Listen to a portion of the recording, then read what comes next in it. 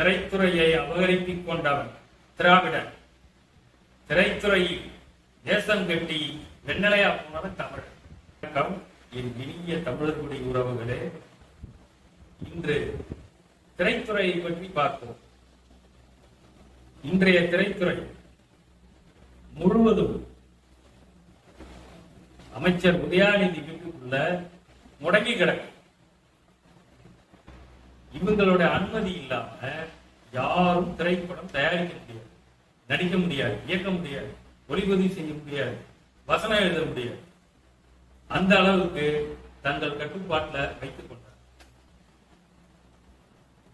இவர்கள் தொல்லை தாங்க முடியாமல் திரைப்பட தயாரிக்கும் நிறுவனங்கள் மூடப்பட்டு விட்டன. அந்த மூடப்பட்ட பட்டியல்ல ஒரு குறிப்பிட்ட நிறுவனத்தை பார்ப்போம். AVM production close, Kavithalaya close, super good films close, Sathya Jyothi films close.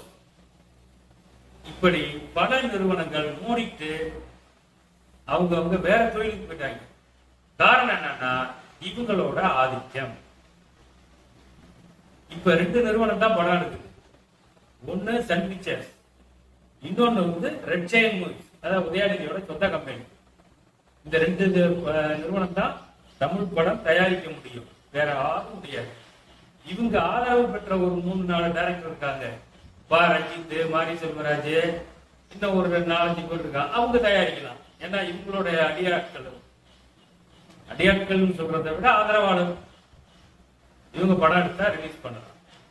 அப்படி தமிழ்நாட்டில் உள்ள திரையரங்கம் முழுவதையும் லீஸுக்கு இவங்க நிறுவனத்துல எடுத்துக்கிட்டாங்க. அதனால படம் எடுத்தாலும் வெளியிட முடியாது. அங்க லாக் பண்ணிட்டாங்களா? என்னன்னா தமிழ் படம் 90% குறைந்து விட்டது தயாரிக்கிறது. 10% இவங்க எடுத்துட்டு இருக்காங்க. அடுத்தது பார்த்தா இந்த நிறுவனத்தை எதிர்த்து யாரும் ஒன்றும் பண்ண முடியாது. ஆட்சி அதிகாரம் எல்லாமே இவங்க கையில் இருக்கு. இதுக்கு மாற்றம் வந்து அதிமுகவா கிடையாது, பிஜேபியா கிடையாது. நீங்க சினிமா கலைஞர்கள், நடிகர்கள் எல்லாம் போய் அண்ணாமலையை பார்த்து ஐயா இது மாதிரி சினிமா துறை அழிஞ்சிருக்கு, நீங்க ஏதாவது பண்ணுங்க அப்படின்னா அவங்களால என்ன ஒன்றும் பண்ண முடியாது. அவர் நேரா அந்த பையில அமித்ஷாவுக்கு அனுப்புவாரு. இந்த உதயாநிதி நேரா நம்ம டெல்லியில போய் காலில் இருந்து கொடுக்க வேண்டியதை கொடுத்தாலும் சரி, அது அப்படியே அன்னைக்கு அமைஞ்சு போவோம்.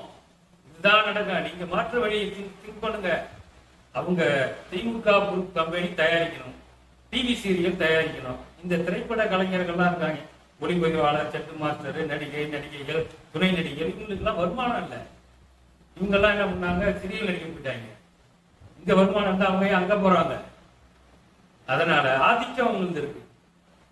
இன்னைக்கு சூப்பர் ஸ்டார் ரஜினிகாந்த், கமலஹாசன், விஜய், அஜித் இவங்க படம் எடுத்தா கூட இதே ரெட் ஜெயண்ட் மூவிஸ்ல தான் இவங்க விற்பனை செய்யணும். வெளியில பண்ண முடியாது. இதை புரிந்து கொள்ளுங்கள் சினிமா கலைஞர்களே, நடிகர்களே, இயக்குநர்களே. அடுத்த ஆப்ஷன் என்ன, அடுத்த வழி என்னங்கிறத யோசிச்சு பண்ணுங்க. நீங்களும் மனுஷன் தானே, சோறு தானே செஞ்சீங்க. ஏன் எழுத்து போராட முடியாதா? எழுத்து களை இறங்க முடியாதா உங்களால? அப்ப நீங்க வெறும் பவுடர் போட்ட கூத்தாடிகளா? மனுஷன் கிடையாதா? நில்லுங்க. ஆளுக்கு ஒரு சட்டசபை தொகுதியில தத்தெடுத்து வேலை செய்யுங்க. எத்தனை நடிகர் இருக்கீங்க? தானா உங்க காலில் வந்து விடுவாங்க. அதை செய்யுங்க. நன்றி, வணக்கம்.